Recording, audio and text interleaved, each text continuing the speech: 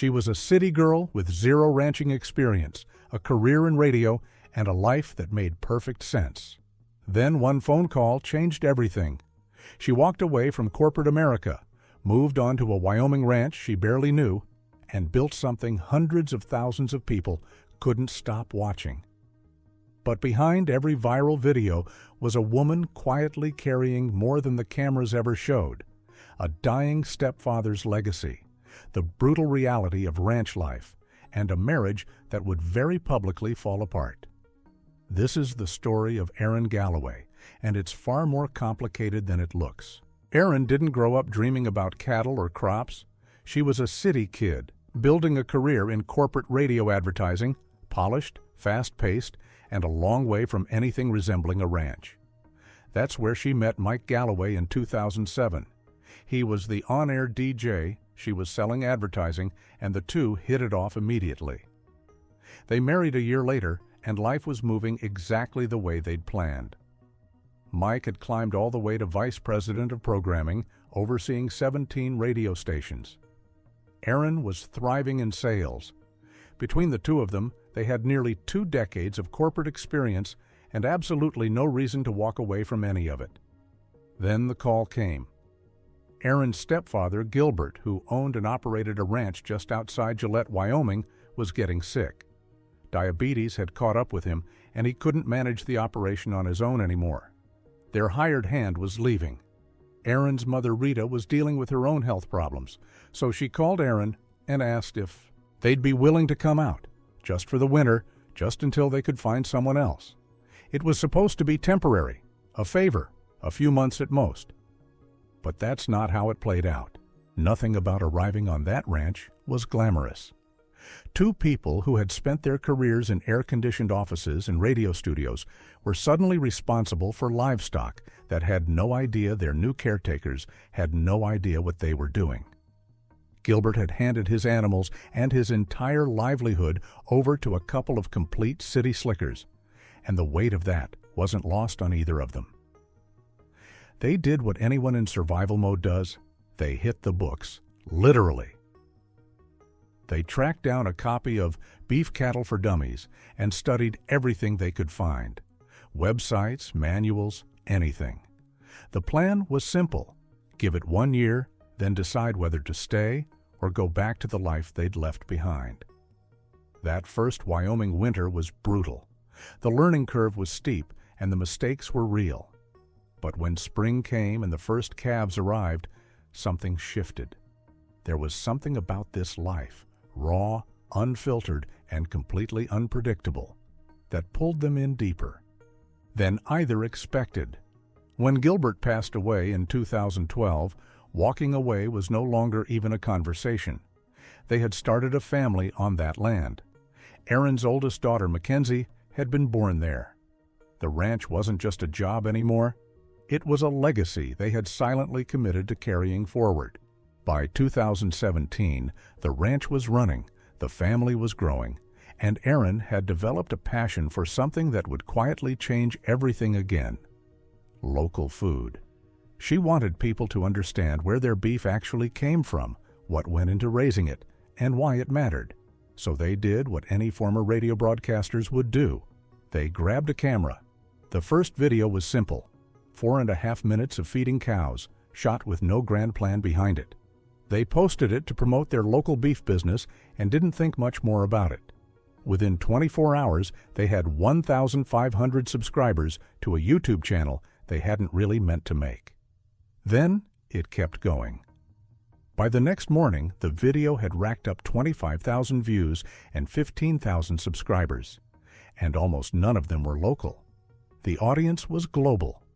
People from across the United States and around the world were starving for exactly this kind of content: real food, real families, real land. What started as a marketing tool turned into Wyoming's largest agricultural social media brand. The channel grew into hundreds of videos, tens of millions of views, and nearly 290,000 subscribers. 2 former radio personalities had accidentally built something neither the corporate world nor the ranch could have ever predicted. The camera captured everything, and Erin never tried to hide that. While plenty of YouTube channels polish their content into something clean and digestible, our Wyoming life was different. The ranch didn't perform for the audience. It just existed, and the audience watched.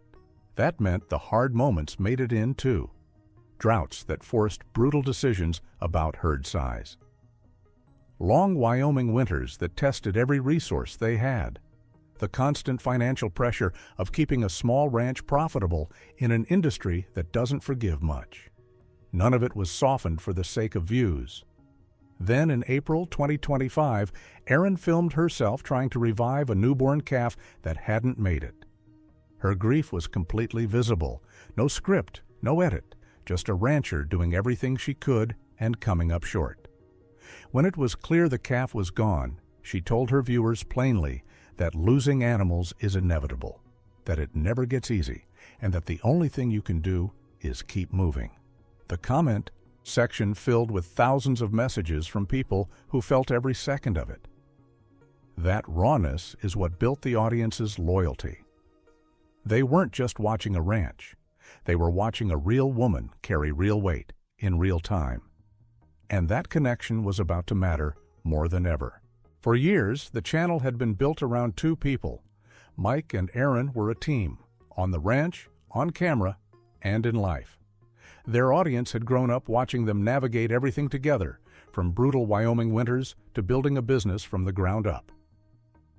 It felt like a partnership that made sense. So when 2024 arrived and Mike announced on YouTube that the two were divorcing, the comment sections across every platform lit up immediately. The reasons were kept private. Neither of them went into detail, and Erin has made it clear she doesn't like discussing it. Or the fact that the announcement came the way it did, publicly, through the very channel their relationship had helped build. For an audience that had been let into so many intimate moments on that ranch, the news hit differently than most YouTube drama does. What happened next was straightforward in one sense and enormously complicated in another. The ranch had always come from Erin's family. It was her stepfather's land, her mother's legacy, and ultimately hers. So Mike stepped away, and Erin didn't. Overnight, she went from one half of a team to the sole person responsible for the ranch, the channel, 3 kids, and a brand that hundreds of thousands of people were still watching closely. Most people would have quietly stepped back, scaled down the content, reduced the workload, taken some time away from the cameras. Erin did the opposite. She took full ownership of the channel and every piece of social media attached to it, becoming the sole face of a brand that had never operated without 2 people at its center. The audience watched closely, and what they saw wasn't someone falling apart. It was someone doubling down. She didn't do it entirely alone. Jeff Lake, a former airline ground crew worker from San Francisco who had discovered the channel years earlier while searching YouTube for hay-growing videos, had slowly gone from fan to volunteer to full-time ranch hand. A man who had spent decades feeling out of place in the city finally found something worth staying for. Martha Larson joined the team as well, helping Erin manage the kind of large-scale operations that 2 hands simply can't pull off alone. But the vision was entirely Erin's. Local food, honest. Content and a direct connection between the ranch and the people eating what it produces. The farm store expanded. The subscriber count kept climbing. And somewhere in the middle of all of it, a woman who had never planned on being a rancher quietly became one of agriculture's most recognizable voices. Erin Galloway didn't choose this life so much as life chose her. A phone call, a sick stepfather, a Wyoming winter that was only supposed to last a few months. And somehow, nearly 2 decades later, she's still there. Still filming, still ranching, still raising 3 kids on the same land that Gilbert poured his life into. She's a first-generation rancher, a nonprofit co-founder, a content creator, and a single mother running a cattle operation that ships beef across all 50 states. None of that was in the plan. What makes her story land isn't the subscriber count or the viral videos.